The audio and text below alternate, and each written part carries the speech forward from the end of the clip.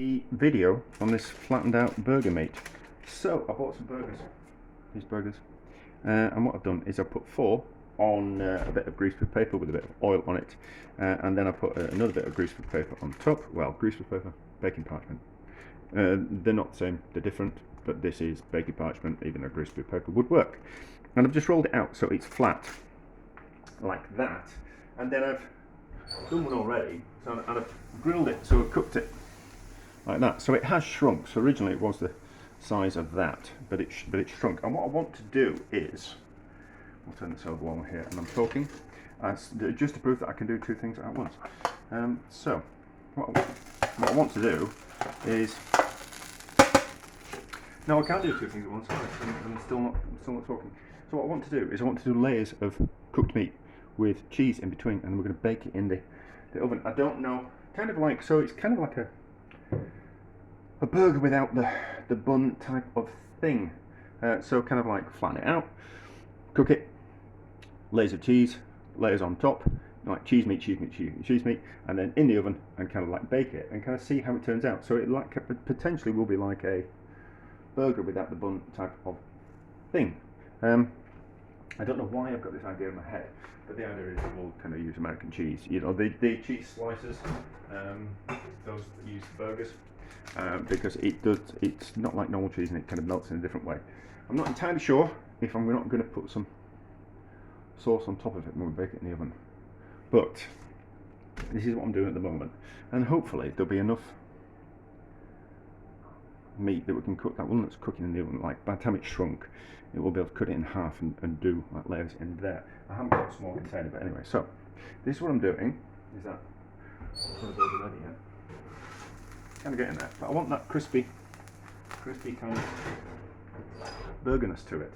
What I did notice, so this is the second thing I've been doing with these burgers. What I did notice is it's not just minced beef. There is something else in this burger that makes it a little bit like chewy, and it reminded me of like a doner kebab meat. So there must be something that goes into a doner kebab, and there must be something that goes into these burgers that's making it kind of not like rubbery in texture. So I'm kind of quite glad that I didn't use just mince, because there's something in these burgers that are holding it together and stopping it from shrinking too much, and maybe stopping too much water coming out as well. So, but that was just an observation I had when I was eating the other thing I was faffing around with. So we'll cook this. We'll cook the one that's in the oven. I've got 2 more burgers, so hopefully we'll get like 5 layers ish, and then we'll kind of see what it's like. So I have built up layers. So it was layers of meat, layer of cheese, repeat. So 4 layers of meat, 4 layers of cheese, and then I've got 1 layer of meat just to finish off on top, like that, and then spare bits for me. Then I have made a quick béchamel sauce, well, white sauce, thickened milk with roux, to be exact.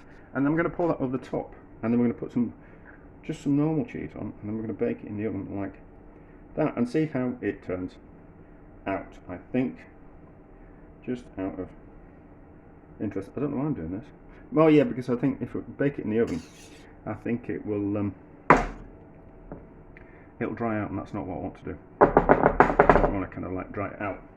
And then we've got some leftover cheese from another project, which we're just going to put on the top. We'll have to find something to do with that bit of sauce, and then plenty of cheese on top, like this.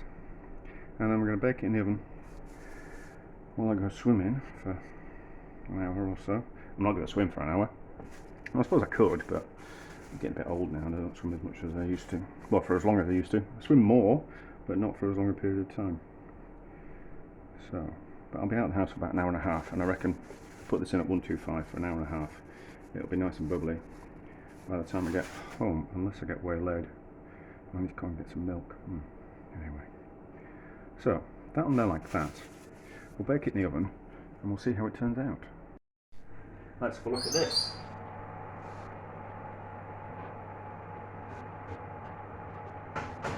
If I can get it out of the oven.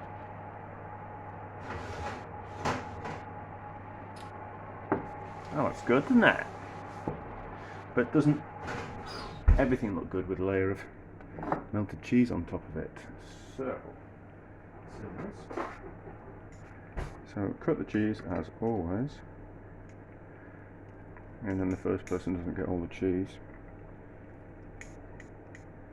Like that. And then get a wash. I need a knife. I'm not prepared. I've got a fish slice. Let me get some equipment. Right, fish slice.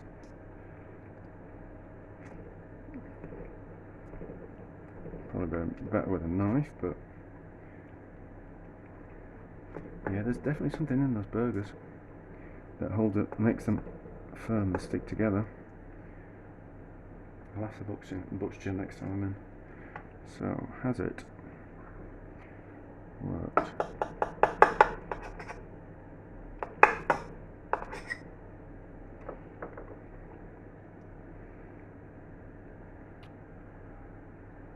Has it worked? Yes, it has. We can see that. We can see the layers. Looks alright, does that? Is there still cheese in the layers? Yes, yes, yes, yes. There is still cheese in the layers. But more importantly, how does it taste? Use a knife. So a bit from the centre. It's like a meaty lasagna.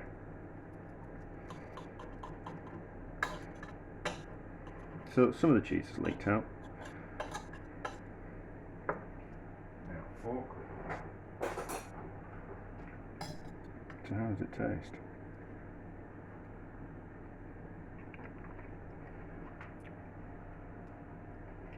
It's alright, huh?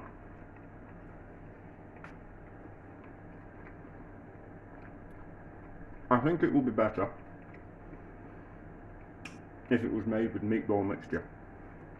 So instead of using burgers, use a meatball mixture and roll that out thin in between two bits of greaseproof paper, baking parchment, and then cook it the same way, and then layers. But it's like meaty lasagna, isn't it? So it's alright as that. It's alright as that. I have no idea what use this is. Oh, I'm never going to cook it for a function, but if I've got an idea, I want to play around with it. I always think I should film it. So, from that point of view, it's nice, and it worked, and it turned out how I thought it would. So, a success.